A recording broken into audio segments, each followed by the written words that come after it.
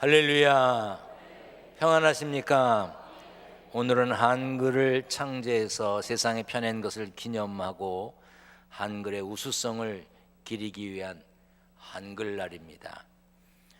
자기네 나라 말을 가지고 있다는 거, 이거 보통 일이 아닙니다.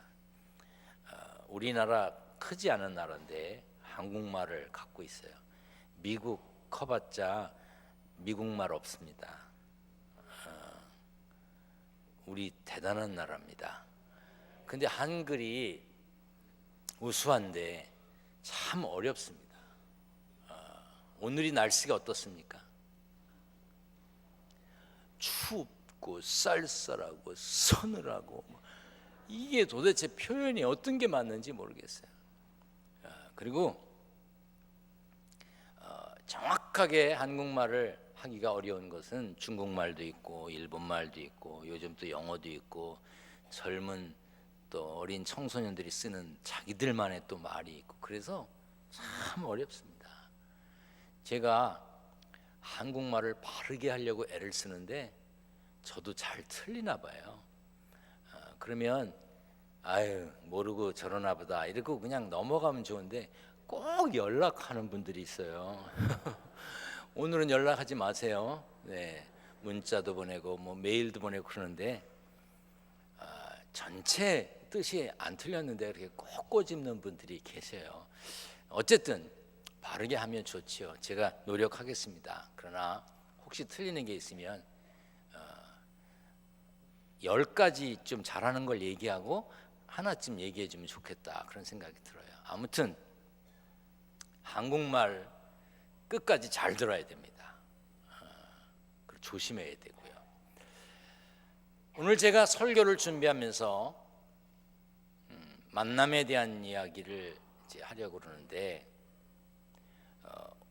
오래전에 있었던 일이 생각났어요. 어떤 분을 만났는데 갑자기 야! 오랜만이다 그러는 거예요. 근데 제가 잘 모르겠는 거예요. 그럴 때 있잖아요. 그랬더니 너 나 모르냐? 그러는 거예요. 근데 정말 모르겠어요. 그러더니 뭐라 그러냐면 기억하고 싶지 않니? 딱 그러는 거예요.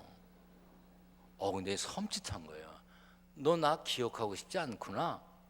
그런 뜻의 얘기를 듣는 순간 내가 이분한테 뭘 잘못했지? 지금도 생각이 안 나요. 근데 나 그분 안 만나고 싶어요. 또 만나서 너 기억하고 싶지 않니? 뭐 이러면서 옛날 얘기하면 골치 아플 것 같아요. 여러분, 누구에게든지 좋은 만남의 대상이 되시기를 바랍니다.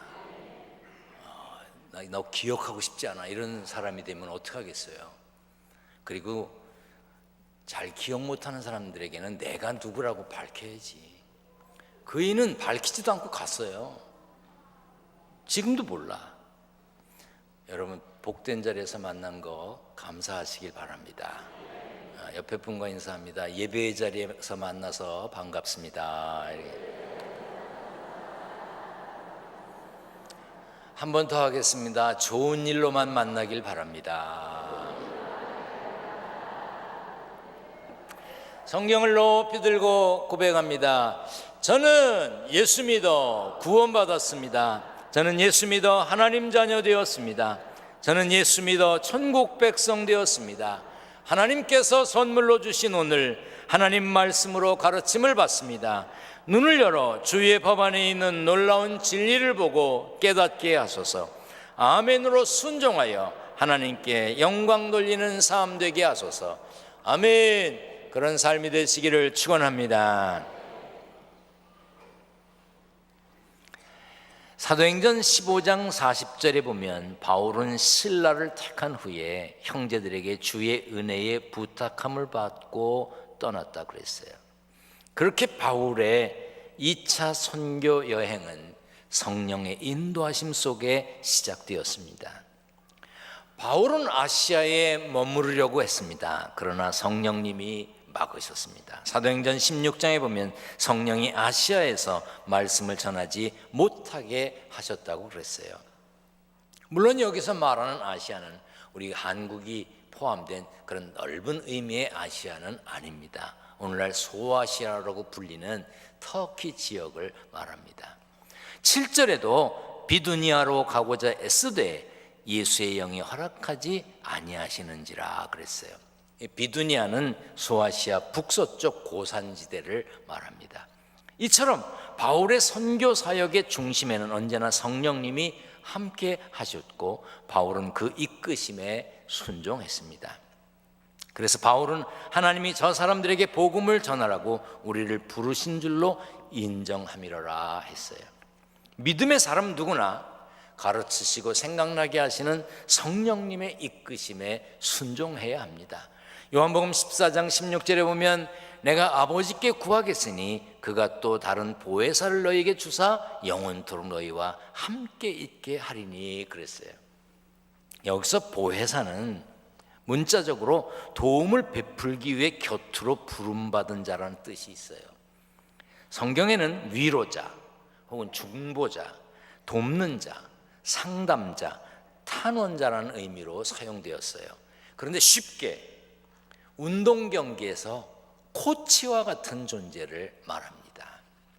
히브리서 12장 1절 말씀에 따르면 예수 믿는 우리는 세상에서 믿음의 경주를 하는 하늘나라 대표 선수입니다. 하늘나라까지 달려가는 하늘나라 대표 선수예요. 그러므로 우리가 영적 코치인 성령님의 이끄심에 순종하면 하나님의 마음에 합한 삶을 살 수 있을 뿐 아니라 하늘나라에까지 잘 가게 될 걸 믿으시길 바랍니다. 왜냐하면 성령님은 하나님 아버지의 뜻을 가르치고 생각나게 하십니다. 보혜사 곧 아버지께서 내 이름으로 보내실 성령, 그가 너희에게 모든 것을 가르치고 내가 너희에게 말하는 모든 것을 생각나게 하리라 했습니다. 또한 성령님은 우리가 옳은 길을 가도록 책망하십니다.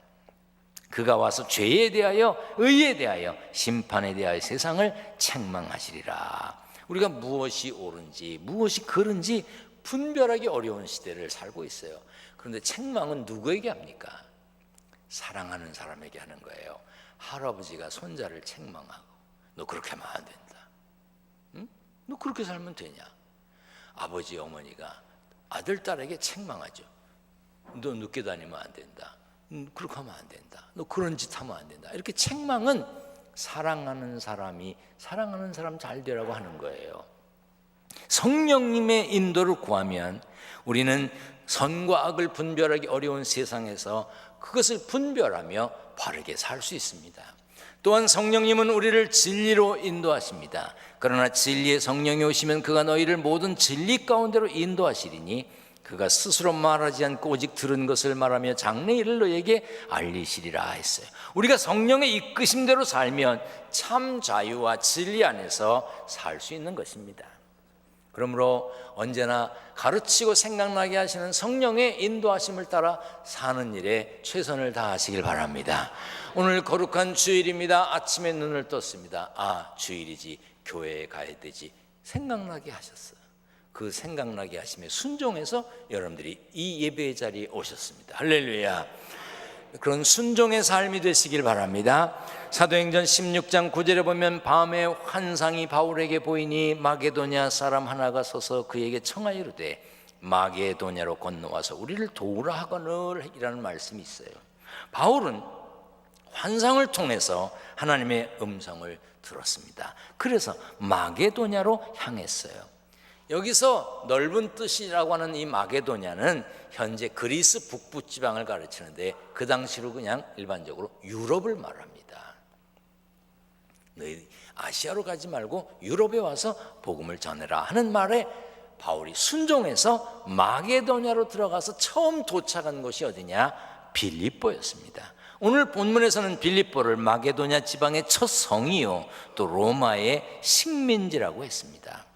바울은 성령의 인도하심을 따라 빌립보에 갔기 때문에 나름대로 빌립보에 대한 기대감이 있었을 겁니다.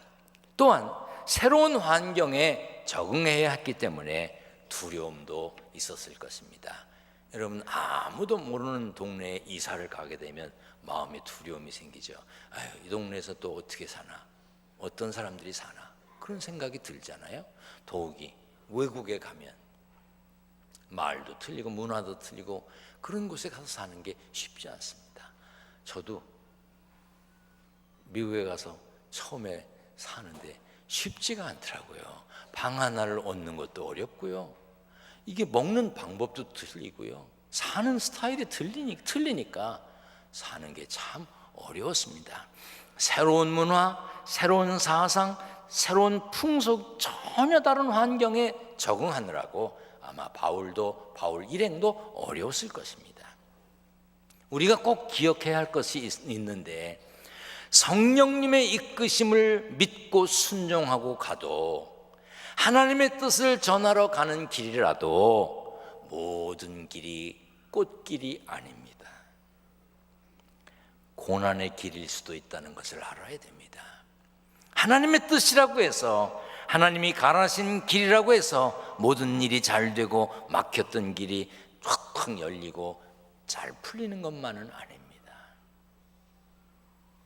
마태복음 14장, 마가복음 6장, 요한복음 6장에 예수님이 오병이어의 기적을 행하시는 이야기가 나옵니다. 예수님이 기적을 행하시고 병든 자를 고쳐주셨어도 사람들이 예수님을 임금 삼으려고 하지 않았어요. 그런데 예수님이 먹을 것을 해결해 주니까 예수님을 임금 삼으려고 그랬습니다. 그러니까 예수님이 사람들의 마음을 알고 제자들을 재촉했습니다. 재촉해서 빨리 가라고 그랬어요. 빨리. 그리고 예수님은 산으로 기도하러 가셨습니다. 지금 제자들이 가고 있는 길은 자기들이 가려고 그래서 가는 길이 아니에요. 예수님이 빨리 가라고 그래서 가는 길인데 그 길을 가다가 풍랑을 만났습니다. 하나님의 뜻에 따라 가는 길이라 할지라도, 하나님의 뜻을 이루기 위해서 가는 길이라 할지라도, 내가 예수 믿음으로 부끄럽지 않게 살려고 가는 길이라 할지라도 거기에서 풍랑을 만날 수도 있다는 것을 알아야 합니다. 그럼에도 불구하고 우리는 하나님의 뜻을 하나님이 이루신다는 믿음을 가지고 우리는 하나님의 뜻에 순종해야 하는 것입니다. 물론 기도해야 합니다. 본문 13절에도 안식일에 우리가 기도할 곳이 있을까 하여 찾았다고 그랬어요. 새로운 환경에 새로운 사람을 만나러 간 바울이 먼저 기도했습니다. 우리도 그래야 됩니다. 힘들 때, 새로운 일을 시작할 때, 처음 가는 길을 갈 때, 처음 만나는 사람을 만나기 전에 기도해야 합니다. 여러분 중에 중요한 일을 앞두고 계신 분이 있으실 겁니다. 먼저 기도하세요. 그리고 기도할 곳을 찾으셔야 합니다. 집에서 기도할 곳을 찾으세요. 아무에게도 방해받지 않고 조용히 혼자 기도할 수 있는 골방이 없다면 화장실에 가서 문을 잠그고라도 기도하세요. 교회에 오시면 개인 기도실이 있고 기도할 곳이 많이 있습니다. 그러므로 우리는 굳이 강가로 가거나 산으로 갈 필요가 없는 사람들입니다. 바울이 마게도니아 유럽 지역의 선교의 첫 단추를 잘 꿰기 위해서 기도할 곳을 찾았던 것처럼 우리도 가장 먼저 기도할 곳을 찾고 기도해야 합니다. 경제적으로 어려움을 당하고 계십니까? 나의 하나님이 그리스도 예수 안에서 영광 가운데 그 풍성한 대로 너희 모든 쓸 것을 채우시리라 하는 이 말씀을 붙잡고 기도하세요. 그냥 기도하지 말고 붙잡고 기도하라고요. 아버지가 100점 맞으면 5만 원 준다, 이렇게 약속을 해서 써놨어. 그리고 받은 게 있어요. 아버지 5만 원 주세요. 그러는 것보다 아버지 5만 원 주세요. 확실하잖아. 우리가 그냥 기도하는 게 아니라 말씀을 붙잡고 기도하는 거예요. 하나님, 이 말씀 내가 믿습니다. 아멘. 병든 자가 있으십니까? 아프십니까? 너희 중에 병든 자가 있느냐? 그는 교회의 장로들을 청할 것이요 그들은 주의 이름으로 기름을 바르며 그를 위하여 기도할지니라. 믿음의 기도는 병든 자를 구원하느니 병이 낫기를 위하여 서로 기도하라. 서로. 의인의 간구는 역사하는 힘이 큼이니라. 이 말씀 붙잡고 기도하세요. 혼자 기도하기 어려우십니까? 기도 부탁하세요. 가족들에게, 친척들에게, 친구에게, 교역자에게, 중보기도 팀에게, 선교 회원들에게, 속도원들에게, 찬양대 대원들에게, 만나는 사람들에게 기도해달라 그러세요. 기도의 빚을 지세요. 기도할 때 닫힌 문이 열립니다. 기도할 때 흔들리고, 기도할 때 풀리고, 기도할 때 보이고, 기도할 때 만나게 되는 것입니다. 이 역사가 있기 위해 기도하시기를 주의 이름으로 부탁드립니다. 기도해야 합니다. 기도할 곳을 찾아야 돼요. 기도할 곳을 찾은 바울은 빌립보 성문 밖 강가에서 루디아를 만났습니다.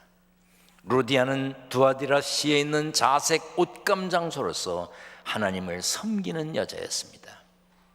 두아디라는 소아시아, 오늘날 터키에 있는 그런 동네였습니다. 그 두아디라는 금속 세공술, 금, 은 이런 거를 갈고 만들고, 목걸이 만들고, 귀걸이 만들고 이런 걸 하는 곳, 또 양모 방직, 양털로 옷을 만들고, 또 피역 가공, 가죽으로 옷 만들고, 가방 만들고, 벨트 만들고 하는 그런 거, 염색 산업 이런 것이 발달된 아주 상업도시였고 공업도시였습니다. 루디아는 자색 옷감을 파는 부자였어요. 예로부터 염색은 고급 기술이었고 값도 비쌌습니다. 물론 염색약을 구하기도 어려웠어요. 그 중에 특별히 이 퍼플, 이 보라색, 이 자색은요 염색이 쉽지도 않았고 그런 물감을 구하기도 쉽지가 않았답니다. 그러니까 자색 옷감은 굉장히 비쌌고 왕족이나 귀족, 고관들만 입는 옷이었대요. 그래서 보라색 옷을 입고 있으면 부유함과 권력을 상징했답니다. 그리고 이 보라색은요 아무에게나 잘 어울리지 않습니다. 그리고 그런 말 있잖아요. 여자들이 보라색 옷을 입고 거울을 보고 만족하면 미인이래요. 그러니까 보라색 옷을 입고 거울을 봐서 만족스럽지 않으면 안 입는 게 좋다고. 차라리 날 갖다 줘. 내가 딴 사람 어울릴 사람 줄게요. 이 두아디라 출신 루디아가 마게도냐에서 바울을 만났다는 것은 존 스토트에 의하면 이런 말을 해요. 염색 공장은 두아디라에, 판매 대리점은 마게도냐에 두었을 부유한 경영인, 부유한 여자 사업가였을 것으로 추측합니다. 그런데 성령께서 그 루디아의 마음을 여셨습니다. 주께서 그 마음을 열어 바울의 말을 따르게 하신지라. 루디아는 하나님이 바울에게 붙여준 사람이에요. 바울의 기도에 하나님이 응답하셨어요. 하나님은 마게도냐 선교를 위해 루디아를 대기시켜 놓으셨던 것입니다. 또한 루디아는 하나님을 섬기는 여인이었습니다. 개역개정 성경에는 하나님을 섬긴다고 했지만 개역과 새번역 성경에는 하나님을 공경하는 사람이었다고 그랬고 원문에는 예배하는 여인이었다고 그랬어요. 루디아는 예배하는 여인이에요. 오늘 여러분들이 교회 오시는데 옆집 사람이 보고 아유 저 아저씨 또 어디 누구 만나러 가시나 보네 그랬다면, 그런 생각을 가졌다면 여러분들은 문제가 있는 거예요. 교회 가시는군요. 예배 드리러 가세요. 그 말은 뭐예요? 그분이 여러분이 예수 믿는 사람인 걸 안다는 뜻이에요. 루디아는요 바울을 만나 세례를 받고 당당하게 자신의 믿음을 드러냈는데 15절에 보면 만일 나를 주 믿는 자로 알거든 이라는 말이 있어요. 나는 예수 믿는 사람인데 만일 나를 주 믿는 자로 알거든 이런 말은 당당하게 난 예수 믿는 사람입니다 하는 걸 드러냈다는 뜻입니다. 세례를 받았는데도, 직분을 받았는데도 세상 사람을 만나면 숨기는 분들이 있죠. 집사님 그러면 아이고 왜 집사라 그래.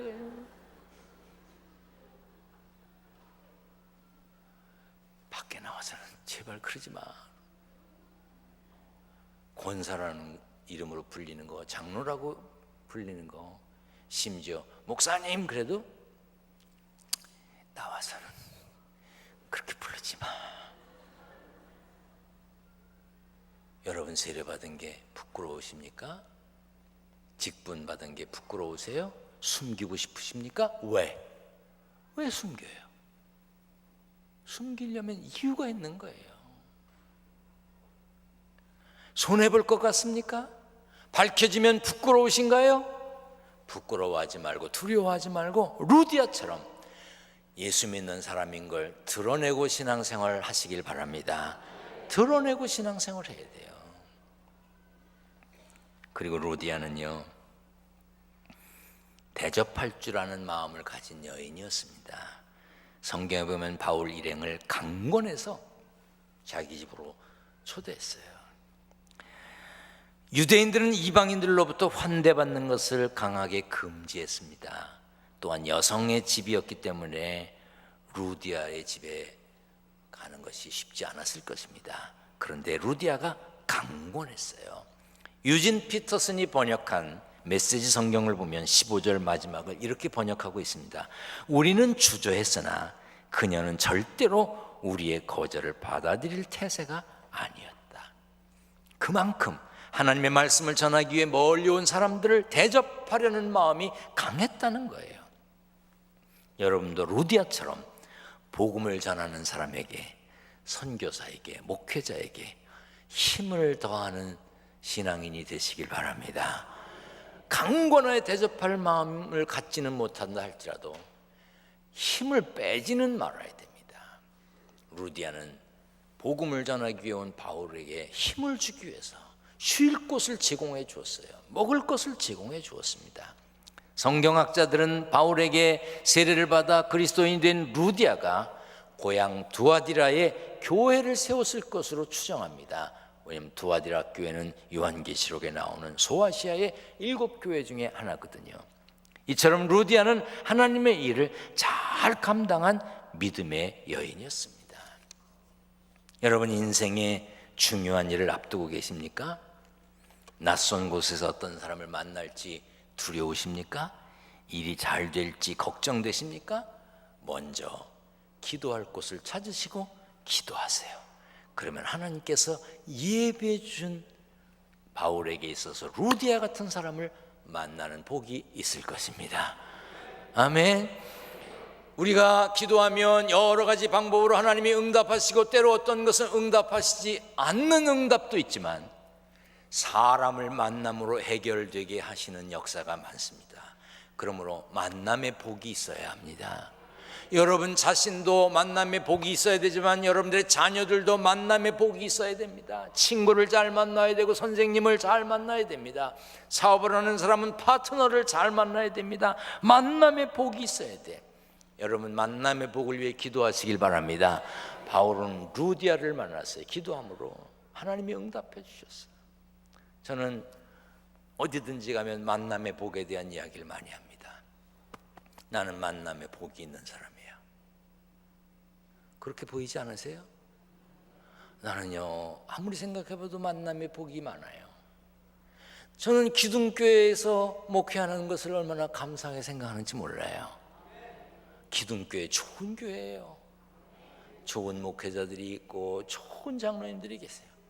좋은 성도들이 있어요. 가끔 삐뚤기가 좀 있기는 하지만 대체적으로 기둥교회 좋습니다. 나는 누구를 만나든지 기둥교회 자랑합니다. 그래서 어떤 목사님 그래요. 지금 고만하래. 그런데 자랑은요 고만하란다고 되는 게 아닙니다. 저는요 여러분들이 저를 만난 걸 감사히 여기길 바랍니다. 난 이렇게 뻔뻔해. 만남의 복이 있어야 돼. 우리가 기도하면, 우리가 기도하는 자리를 찾으면 하나님이 만남의 복을 허락해 주신다 이 말이에요. 여러분도 성령의 인도하심을 따라 살고 예수 믿는 것을 부끄러워하지 아니하고 기도하며 준비하면 하나님께서 때를 따라 필요한 사람을 만나게 하실 줄 믿습니다. 그런 복이 여러분들의 삶 속에 평생 지속되시기를 축원합니다. 축원합니다.